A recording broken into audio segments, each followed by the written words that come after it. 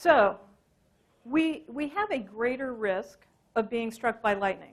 I currently am in Florida, and lightning strikes happen all of the time.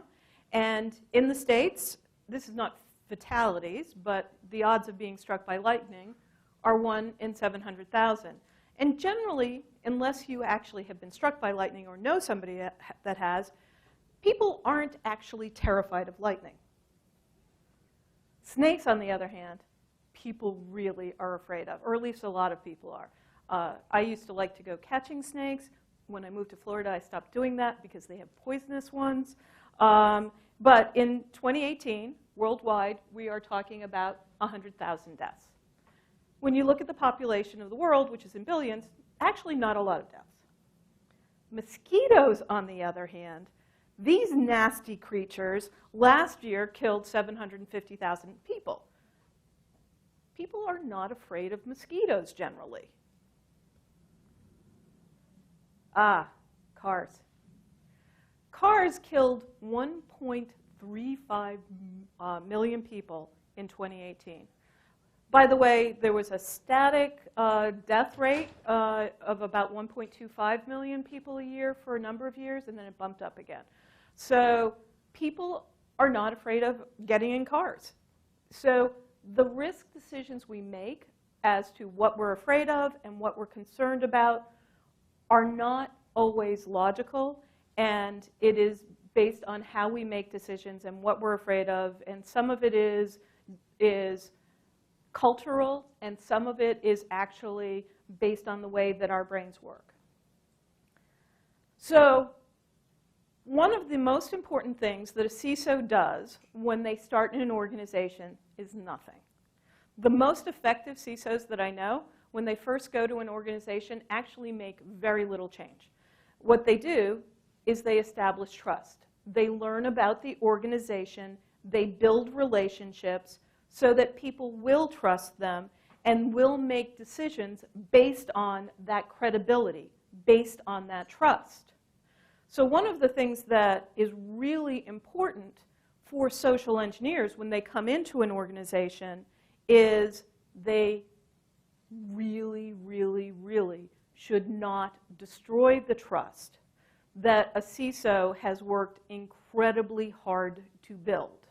So a lot of what we're going to be talking about today is those trust relationships and how important trust is. Because once trust is broken and violated, it is very, very difficult, if not impossible, to rebuild. And when you destroy those trust relationships, people will actively work against the interests. So we're going to talk a little bit about some of the things that I strongly recommend based on my experiences and the experiences of others. But some of what we want to talk about are what you are concerned about. So feel free to come up to the mic at any point and talk to me and disagree with me, because if you can change my mind, you get a gold star. Okay. So there, in management, there's this guy called Peter Drucker. And he came up with the saying that what gets measured gets managed. And Drucker actually was a brilliant guy and did a lot of wonderful things for management. This was probably one of the worst things he ever did. I can give you some classic. My favorite example was when I first started with Tampa Airport.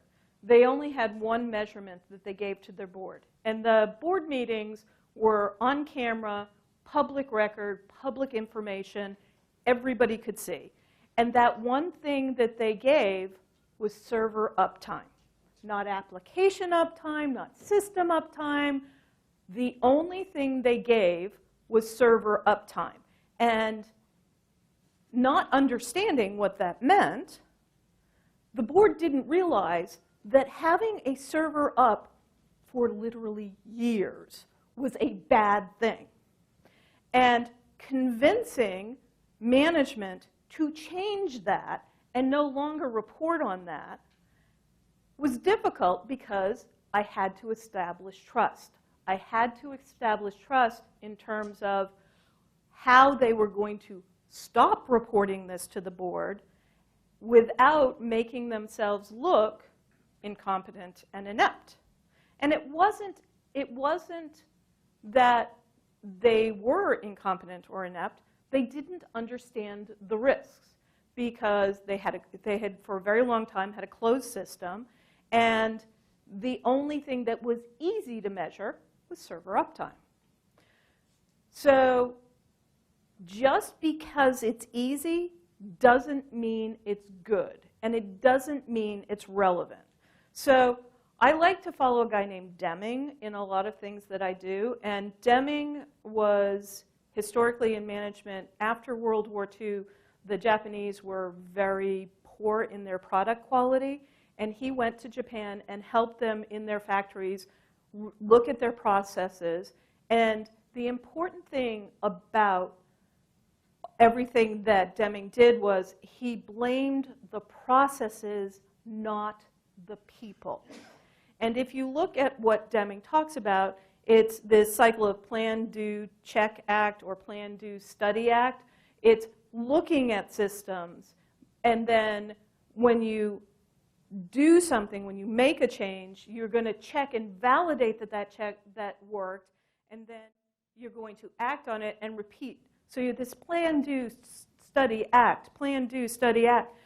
You're not taking an action and then figuring out what it does for you. So some people call it ready, aim, fire, as opposed to fire, ready, aim. Yeah. So part of it is looking at why you are doing things and making sure that you're doing them to eliminate risks. So we're going to talk about meaningful measurements, okay? So what are you measuring or recommending that you be measuring, and why? Why are you measuring? So for a lot of organizations, everything is compliance-based. It's compliance-focused. So if you're within healthcare or you're working within PCI, you have to do annual security awareness training. We're not talking about the quality of the training. It's a checkbox exercise. Can you say that everybody took this training? It's really fun because you will find that executives will have their secretaries take that training for them. That's really great, especially if anybody ever does research and follows up and finds out the IP address that the training came from. But why are you doing it? If you're just doing phishing exercises because an auditor said you had to do it, if you're only doing social engineering because it was a recommendation by some third party, it is a compliance measurement, and it is not going to be effective to do what you want it to do. In everything within information security, it is tone at the top. It is what executive management believes and is doing, and that is what you really want to look at. The other thing that could be happening is you could be doing social engineering because you had a breach within your organization. Never let a good breach go to waste. Okay? But the problem with when it is breach motivated, you really, really need to have the business reasons for why you're doing it, so that when they get tired of the emergency reaction to the breach, that they understand the business reason for why you're doing it. Sorry, we didn't do it earlier, but this is why, and this is why we're going to continue to do it. For a lot of organizations, it's to develop awareness. That is great, because the more awareness that, and when we talk security awareness, as opposed to actually developing awareness, two different things. When you talk about security awareness, it means that people are actually aware of what security is and what the risks are, and why they shouldn't do certain behaviors. If you talk about security awareness training, again, usually checkbox. Risk reduction. That is why I truly believe in security awareness training. I believe in it. I believe in social engineering. I believe in phishing and vishing. I believe in smishing. I believe that you have to do all of these things, because if you don't reduce the risks to your organization related to a real bad actor doing those things. And then the best is when you have an absolute culture of security, and you are doing all of these things because it is organizationally accepted, and this is a normal behavior. So when we talk about meaningful measures, these are measures that are very typically used and are not necessarily meaningful. So when we talk about the percentage of users who have attended security awareness training, if the training isn't good training and is not actually teaching them, even if you have 100%, it may not be meaningful. If you have organizations where people are sharing answers, that's one of my favorite. Yeah. When your DLP solution picks up the employees sharing the answers to the questions, really good feeling. But when you look at that, it doesn't necessarily mean good things. It doesn't necessarily mean bad things. It just means you met a compliance requirement. The next thing you have is who failed phishing exercises. We're going to talk a little bit more about people who fail phishing exercises, but you can do with most phishing solutions, you can pretty easily report on who opened the email, who clicked on a link, who opened the attachment. But here's the thing. I think it's more important to talk about who failed the phishing attack and did not attend training.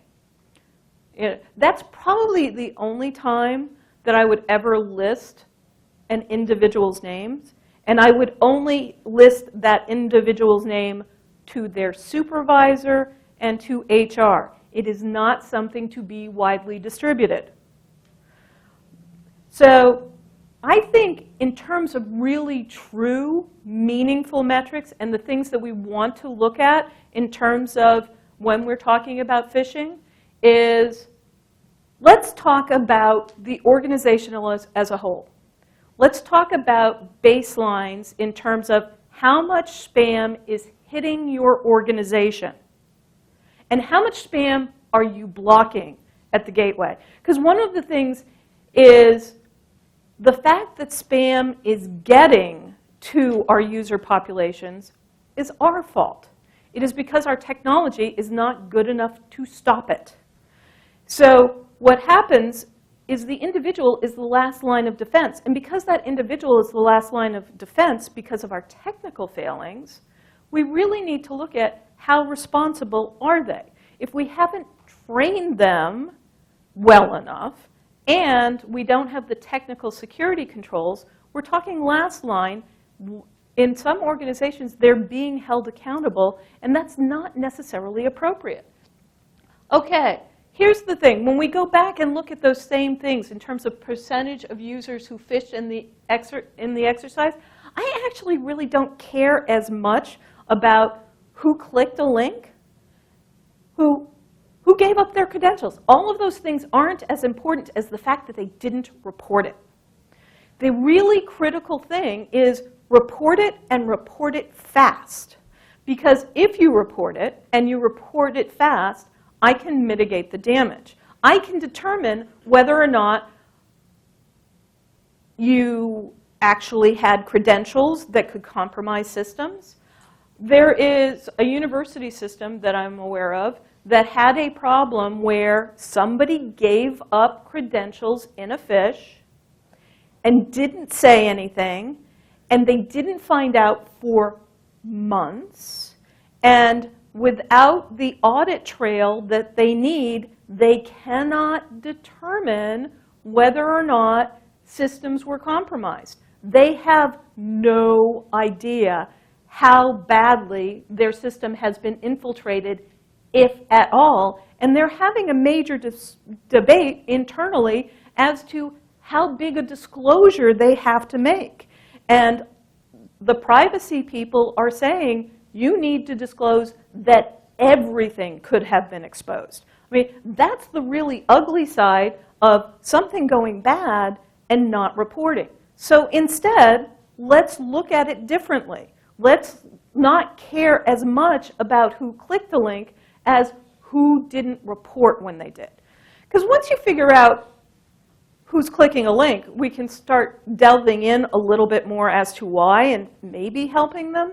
But on the other hand, If they don't tell you, your risks are much higher. So within the social engineering community, there's a guy named Chris Hadnagy. He is one of the top people. He really is. And Chris runs what's called Social Engineering Village at DEF CON every year. Every year. It is a massive event. It is a ton of work for him and his team. And if you haven't been to DEF CON and haven't been to SC Village, you've really missed a really exciting experience. But what happened one year, Chris, who is literally one of the worldwide experts on it, got a fish related to delivery of a package, and he clicked on it and immediately had that oh no sinking feeling. Now, fortunately, he was running it in a virtual environment and just blew out the environment, and no harm, no foul. But if the best of us can get tricked, what chance does somebody who is barely computer literate have? So then we want to talk about the users who failed the phishing test, didn't report, and didn't take the training. Those are the people that I really, really, really want to talk about seriously going after. But again, let's talk about it in a risk-based context. If you're reporting on all users equally, all users are not equal. Not all users can access sensitive data. Not all users have administrative privileges, or at least hopefully they don't. So what we should be talking about are the compensating controls to those users. So you get somebody who's always clicking on links. Hey, if they only have very, very limited access, it's not a problem. Those are the users that you want to make sure that you have removed all administrative privileges from. All. Sorry, no more admin privileges on that laptop. I don't care who you are. You don't have them. So that they can't escalate.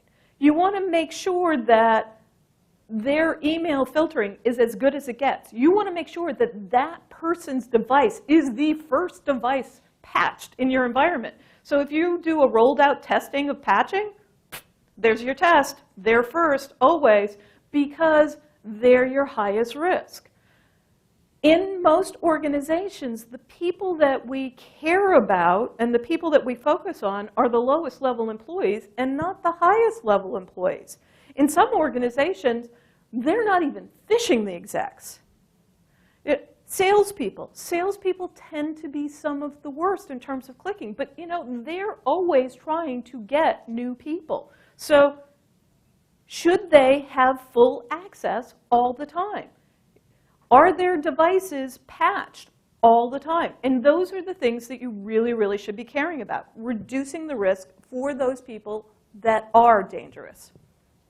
Okay, so baseline them. Know what the percentage of people are that are going to fall for a phish. And when you're doing these metrics, look, phish are more likely to be clicked on late on a Friday afternoon or late in the afternoon the day before a holiday. So if you're doing metrics and you're comparing somebody clicking on a link on Monday morning to Friday afternoon, it's not the same thing. It's not, because people are more apt to click on a link at specific times. The other thing is context. Look, if I am in human resources and you send me an accounts receivable phish, I'm not in accounts receivable. If you send somebody in a hospital, if you send a nurse an email related to payroll, sending them out W-2s, they're going to know it's not related to them. They're not going to click on it. So context is very important. And then the other thing is, some phish are framed better than others. Do they have all of those wonderful identifiers? All the grammar errors and things that say "dear customers" as opposed to a person's name. Do they have all of those red flags? Some are crafted well because they are. And we'll talk a little bit more about that. Okay. By the way, there's some interesting numbers that I'm seeing in various reports from individuals that I know and trust, that an individual who clicks on a link is actually much more likely to click on a link. So you will have people that, if they're clickers, it's going to take more work to break them out of the habit. So you need to find out what it takes. Yes? Can I just say, it seems like job description also matters, because if your job description isn't like in sales, then you're automatically taking, you have to open attachments from strangers, POs, things like that. So the comment was the job descriptions matter. And 100% agree, because certain people have to open attachments from certain places. But then again, part of it is looking at your email solution. And does your email solution open attachments? Are you prohibiting attachments from going to certain individuals? How are you dealing with the risk related to those things? There is, for example, out there phishing training that says you can't open anything but a TXT file. Beware of everything but a TXT file. But that training misses the point of non-IT people not recognizing that all I have to do is change the extension on my executable file from exe to TXT, and boom, it's in, and they'll open it. So you have to be careful about who your users are and what they're getting. And part of it is, it really is based, again, on risk, the size of your organization. The size of your organization is going to talk about what type of controls you can have in place and afford to have in place, and what types of controls you can't. And what are you going to do to mitigate the risk based on the organization? So a major corporation really should have very strong controls in place in terms of their email gateway. A smaller organization, likely not. So Verizon DBIR, everybody read it every year? Oh, say yes. Yes, please. If you do not, it is free. Get it. Open it. It's great because it talks about things by industry. And it also talks about, oh, what's effective, what's working, okay? 2019, 32%, count it, 32% of breaches involved phish. It works, and because it works, people are going to use it a lot more. I also like, in organizations that actually have phishing programs, click rates decrease over time. Now that click rate, some organizations are high as 30 or 40% when they start. And it can subside incredibly. But obviously, it only takes one success. So even though we're getting them down and getting them down and getting them down, if that one successful person, because they have excessive permissions, you can still have bad things happen. Oh, trust. You're going to hear me say trust a lot because trust is important. Trust is a two-way street, okay? A lot of times we don't trust our user population. Right? Let's start with the fact that we call them users. They're really not all drug addicts, honest. Most of them are not, okay? But if you look at the communication with our user population, most people that we work with are specialists in areas that are non-IT, non-technical related. Just because they're not technical experts does not mean that they are not smart and brilliant people. And underestimating them is a mistake because they will find workarounds because they want to do their jobs. Right? Part of the reason why IT switched from mainframe to client server, and by the way, I am old enough to remember when people said client server is never going to happen. The reason why we moved to cloud-based and we have all of these shadow ITs is because it's all about the business and the business has to happen. And because the business has to happen, they will find a way. If they don't trust you, that's not going to happen. And if you start doing a security awareness program that is gotcha, they're not going to trust you. So how do you overcome that? Communication. Okay. By the way, my grandmother had one of these phones. It was awesome. And you want to do something fun? Give a child one of these things and see if they can make a call. They can't. Okay. Your communication needs to be effective. It needs to be constant. It needs to be consistent. And it needs to be in a method that is relevant to the generation you're talking to. And because we live in multi-generational environments, that means communicating multiple ways. You need to know the culture of your organization. You need to know what communication is effective, because you want to tell them in advance, we are going to do what is called social engineering. We are going to be testing you, and why? We're going to be testing you because the bad guys are doing this every single day. And you need to play everybody's favorite radio station, WIFM. What's in it for me? How is this going to help me at home? How can what I learn here translate back to home and family? Because if you can do a communication that people will listen to because it is meaningful to them, you will have greater buy-in and, establish greater trust. So we start our wonderful social engineering with Docent Flight. We're not really talking about doing heavy Docent when we first start doing social engineering within an organization. Okay? And the reason why I recommend this is if you are still at the stage where you are selling this to management, you need to teach them how easy it is. So when you provide results using a search engine, use the search engine that the company uses. Whatever the approved search, and if they allow all of them, then use all of them. Okay?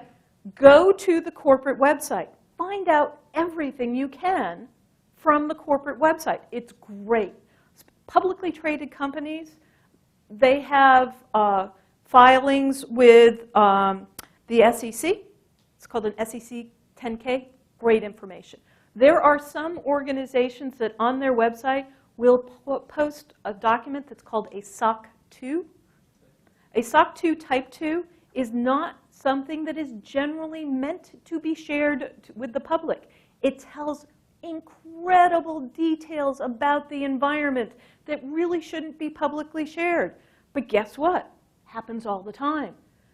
High trust, full high trust reports, again, talks about the environment, gives wonderful details that you can use for pretext. And we'll talk about that in a little bit. Twitter's great. Facebook, I love Facebook. You have heard before and will hear again. If you do not have a Facebook account that is not your Facebook account, get one created. If you have a friend who has abandoned Facebook, ask them if you can take over that account.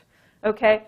The older a Facebook account is, and I luckily have somebody that gave me an old Facebook account that is dormant, it's great because nobody knows and can't trace it back. Okay? So one of the things you want to do is use those Facebook accounts to look at the publicly accessible information that people post on their Facebook account.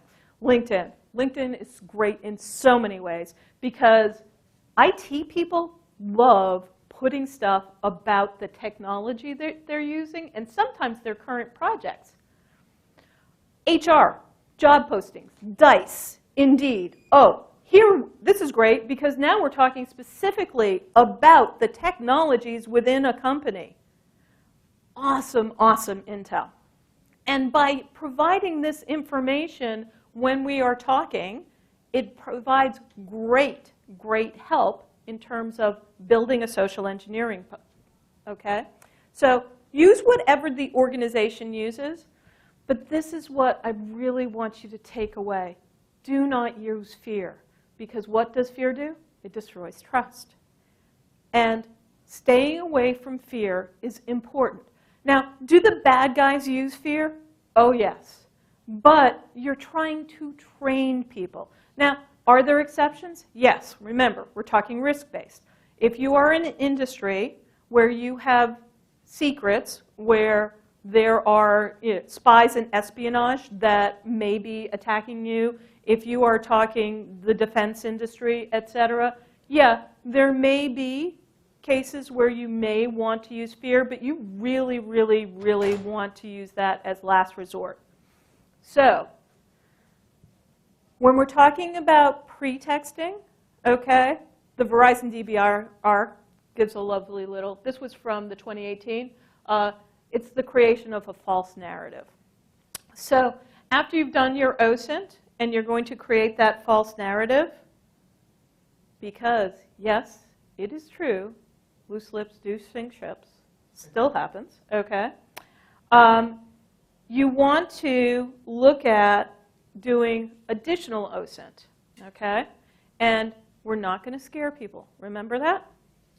But you take your next step, which is going to go vish. So here's the thing. A lot of the stuff that, if you're within an organization, you actually don't have to do some of the social engineering yourself in order to learn how to do a vish.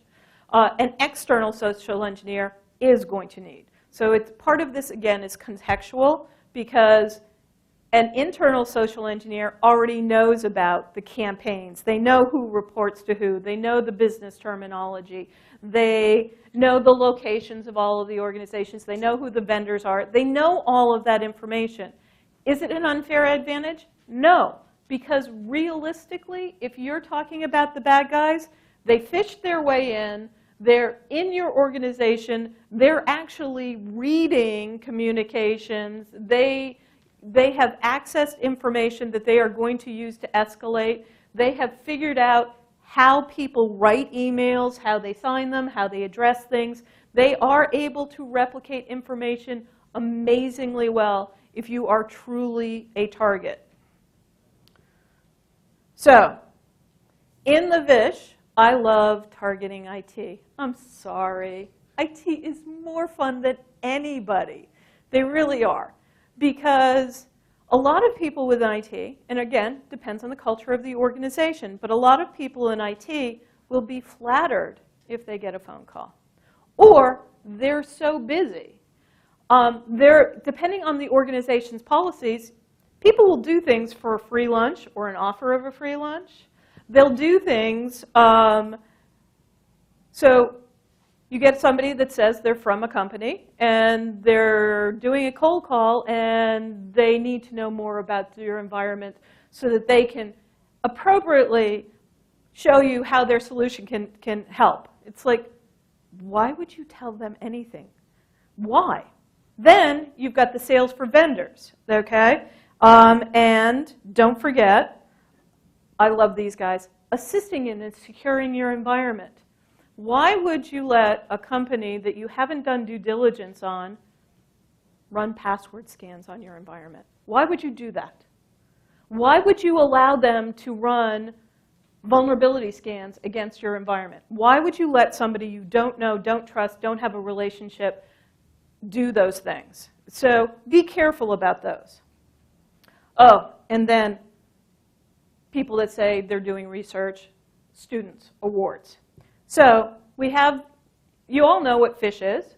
The FTC has defined it. Don't use fear. Again, again, again. Don't use sextortion. Don't use your account has been hacked. Don't go to the gut. Don't twist people's stomach in a knot. It's not worth it. Because you can teach people this in your security awareness training program. You don't have to use phish to do it. And by not using phish, you keep your trust relationship. Are these phish actually happening in the real world? Yes. But there are better ways to train without destroying your relationship. So let's talk about what works better. Monthly themes. I love monthly themes. By the way, one of my favorites is I did a whole campaign on, March Madness pools because they're a favorite. And then one of the organizations I was working with one of the employees decided to do a March Madness pool and talk to HR and send out that email. And all of a sudden, we had fish reporting all over the place. The good news was we had fish reporting all over the place. Okay? But every single month, think of a different theme, because there are certain fish that always happen on certain months. Go for it. Pick your theme, pick what's happening, and follow it. Or use a monthly theme. So, email systems. If you're using Box and somebody sends something from Dropbox or Google Docs, meeting requests, those are fun. So use things on a monthly theme that you're rotating so that people understand. The reality is there are emails that go out. So the take action before your email account is deactivated, that's not gonna scare somebody.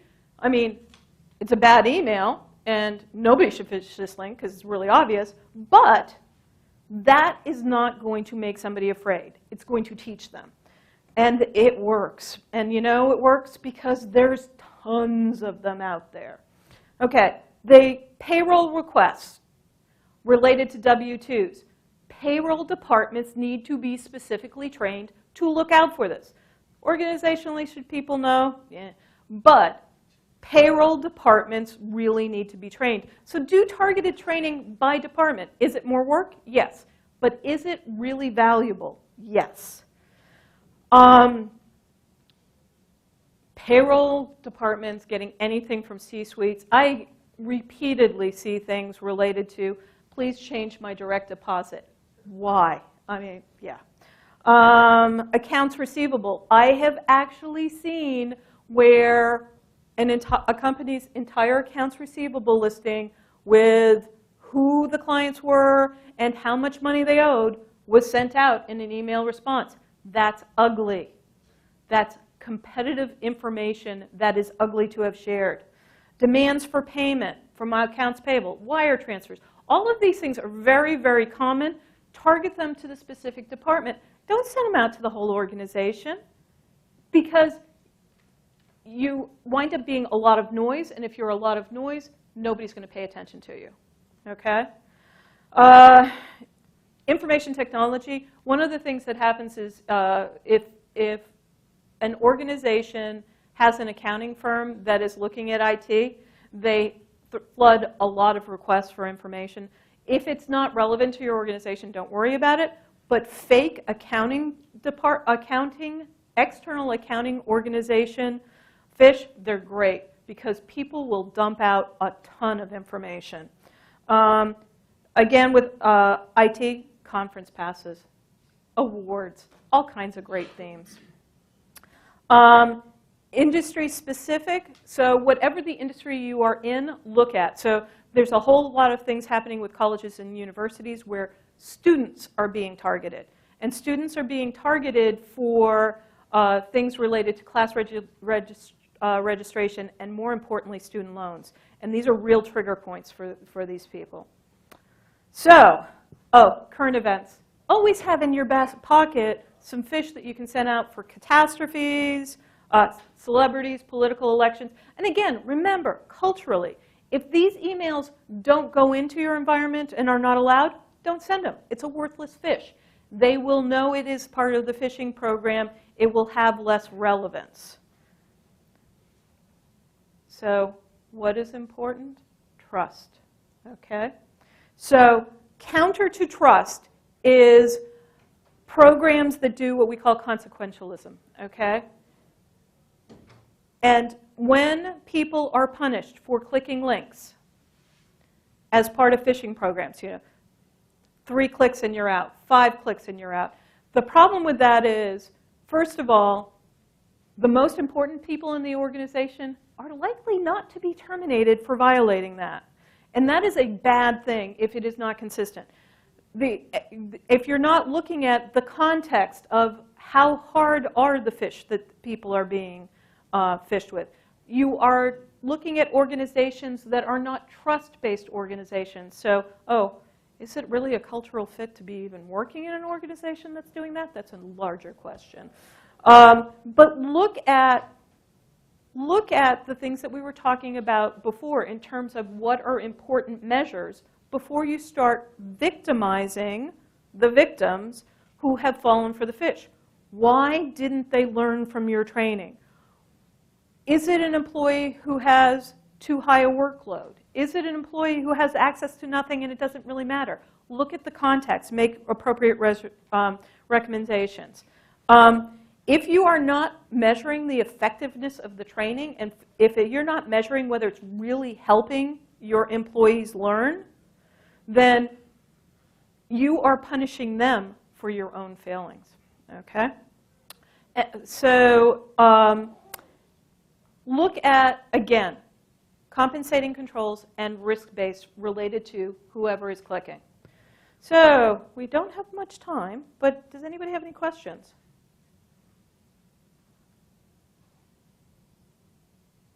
You guys are quiet.